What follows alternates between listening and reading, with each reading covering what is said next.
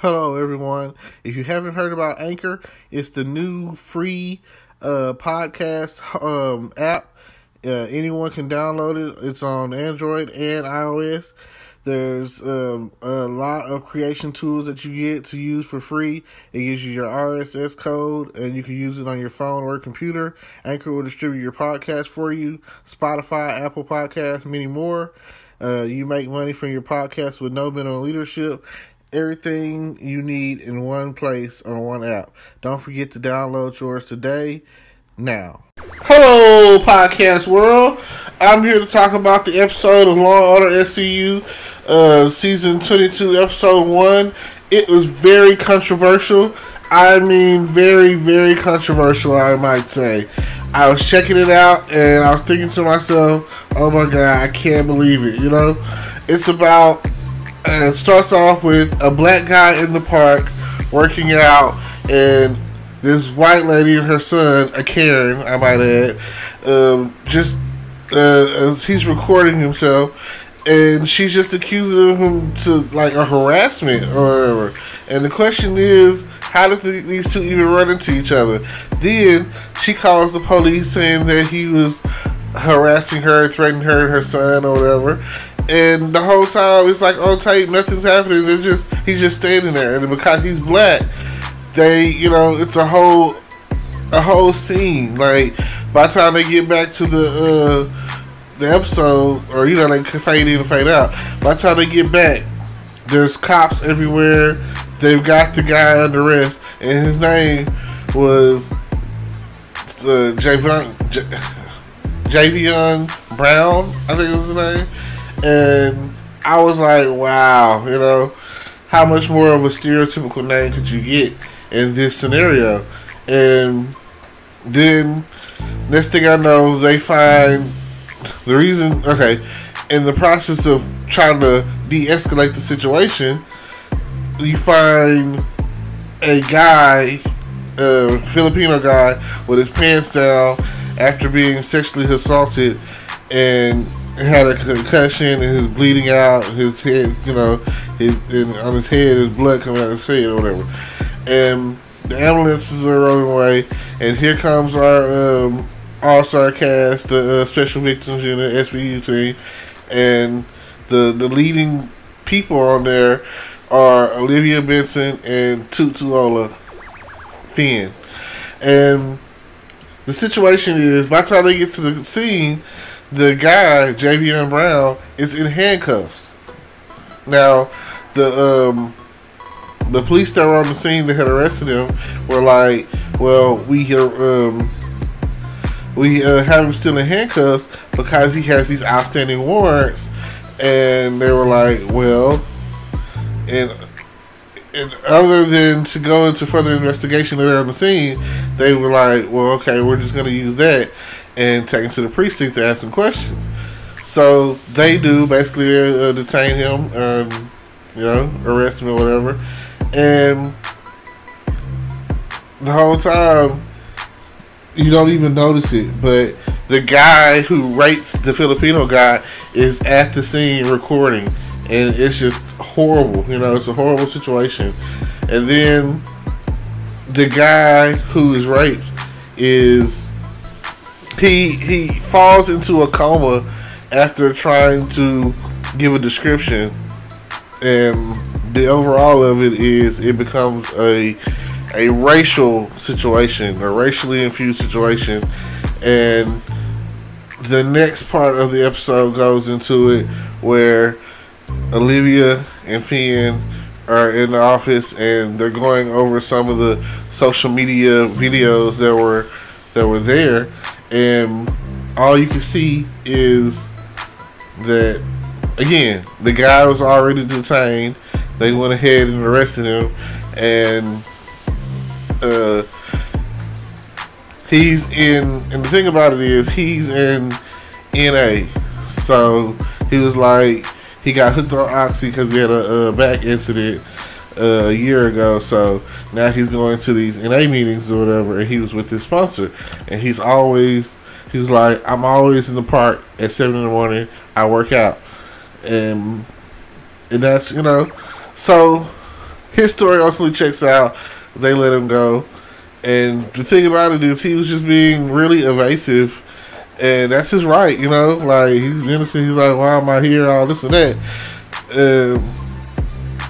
But he was basically, you know, he was pulling the card, which at the end of the day, that's the thing to do. It's because, I mean, this man was basically wrongfully arrested, wrongfully accused. The whole situation was just jacked up. And the question was presented after the fact. Next thing you know, there's an IAB investigation on Olivia and Finn. The worst thing about it is Finn is already under an investigation for last season, a wrongful, basically that's a wrongful death lawsuit, and it's basically he shot a guy who was trying to kill his son, and the girlfriend or whatever, in front of the girlfriend and the son or whatever, but it was a good shoot, so he's not too much worried about that.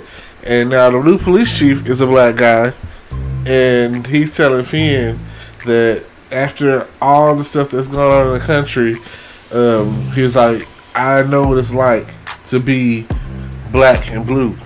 You gotta understand, you can't, it's like, it's hard for you to be both. You can't really go out there in the world and not have, because the question kept coming up, and it was really strongly pointed at Olivia, and if you watch the show, you know that this is the case. Are you prejudiced? And even her own son was like, you know, are you prejudiced? By the end of the episode, this is the outrage that kind of drove me to want to talk about this episode. The guy who raped the other guy and left him assaulted got off.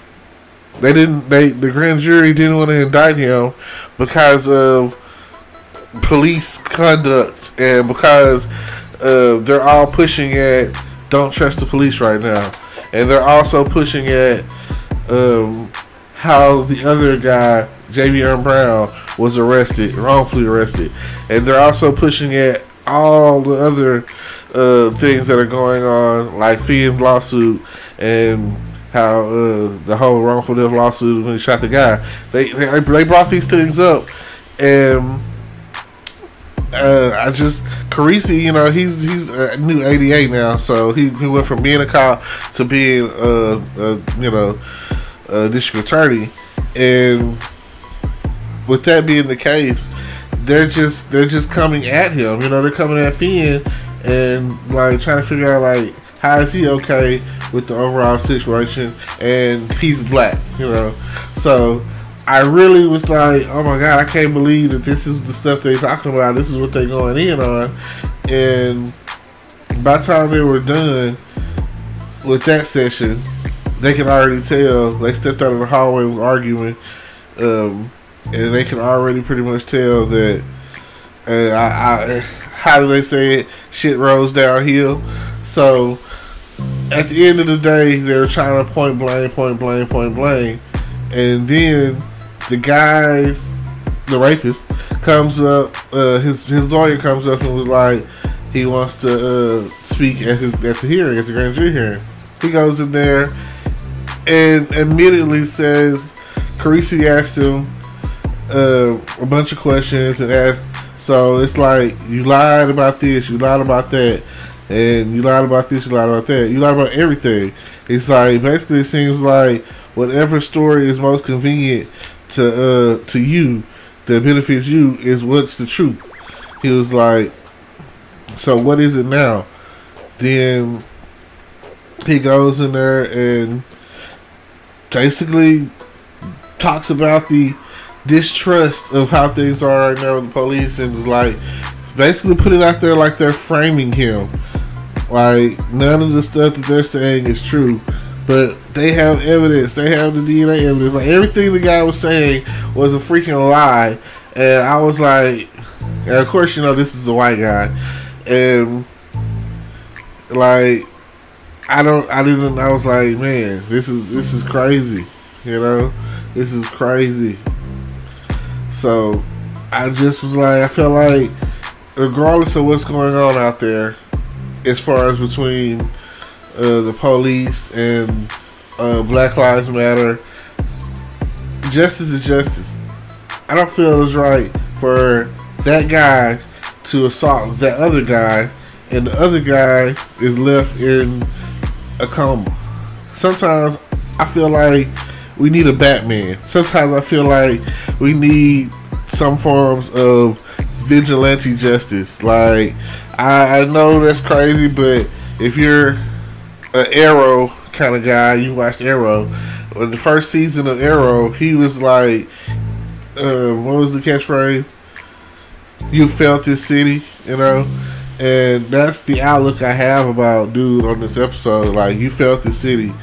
So if there was a Green Arrow out there, he would basically be put down. You know, in some cases, that's like, this man is a violent sexual predator. You know what I'm saying? And this guy is getting off. They're not even going to indict him. I'm not a police officer, but I do believe in right and wrong and justice.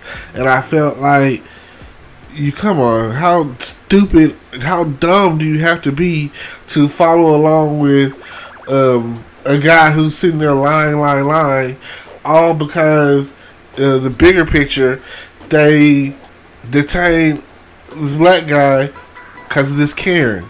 Like, I really don't know what to say about that. I feel, on one hand, it's like, you know, at the end of the episode, Olivia goes to talk to Mr. Brown and tells Javion,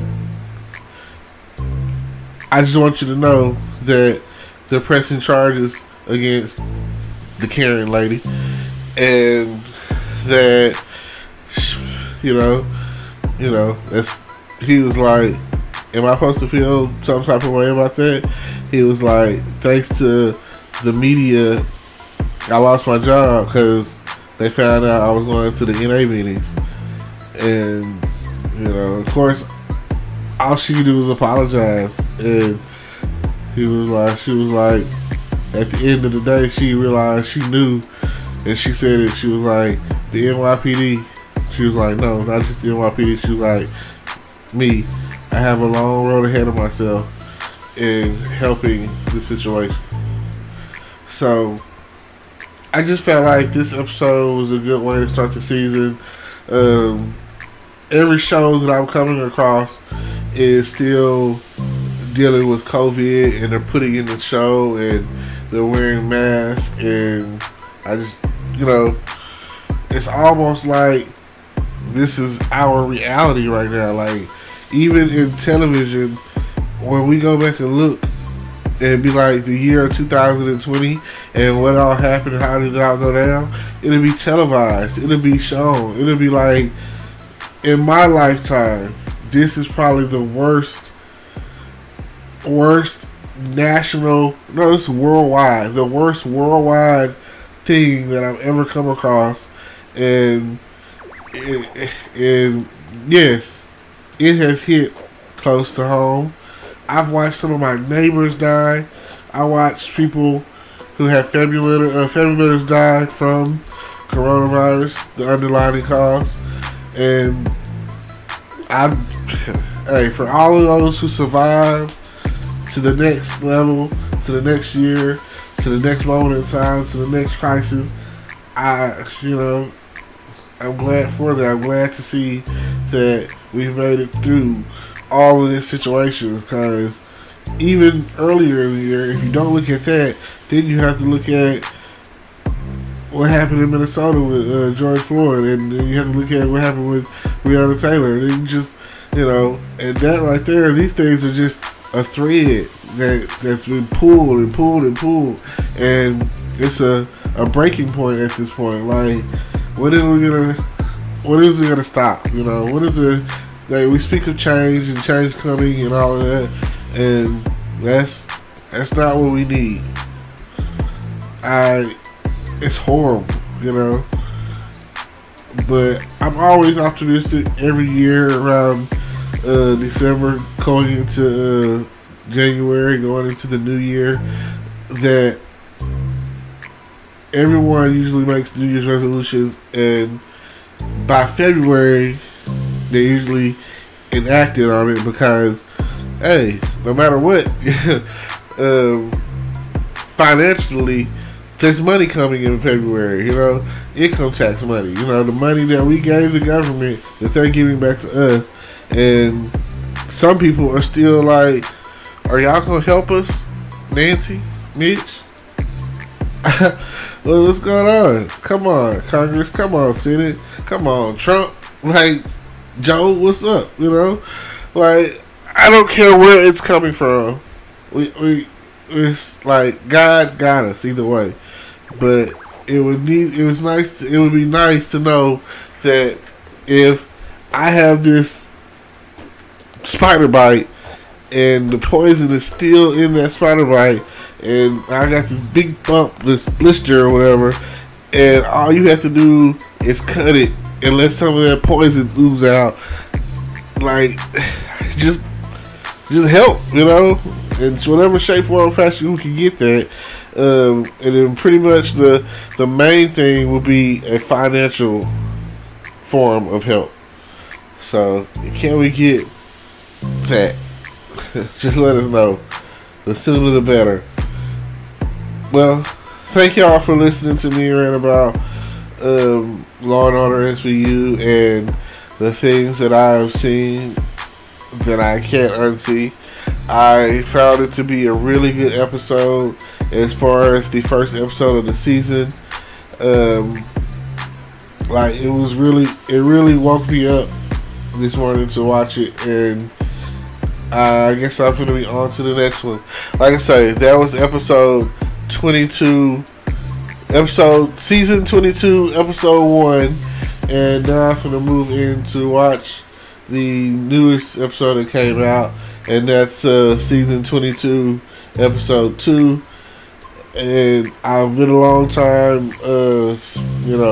watcher of Law and Order SVU, and that's why, like I say, Olivia is my favorite character on and off the cameras, and her and Ice-T, Finn, have been, the driving force of the show. Maybe one day they'll bring Stabler in for some, I don't know, just, they don't have to bring him back, but maybe they can cameo him in, or, I know his, between his actual life and his career, that things were kind of shaky and flaky, so I understand why, his character probably washed out. I don't really know. Maybe he pursued more, because I know after he stopped being on the show, he was on the Man of Steel movie, and I thought that was great. I even thought his whole character on the show, on the movie of Man of Steel, was great. So I was like, he even died in that movie, and he died pretty honorably. So what else could I say? So yeah, shout out to the whole team from my day ones to the new season. Law and Order SVU. It's really taught us a lot. I've learned a lot. I've learned that no means no, and that anything sexual can really make you wind up in trouble. So, but yes, I'll leave you to say that don't forget to like, comment, subscribe, and hit the notification bell. Check out my YouTube channel. Keep listening to my podcast for those who do. And I thank you so much. Maybe one day we can get this all together, and maybe we can get it right. Thank you.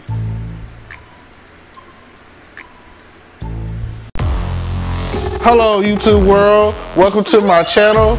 Don't forget to like, comment, subscribe, and hit the notification bell so you can be notified when I drop hot content like this, and stay tuned for the next video.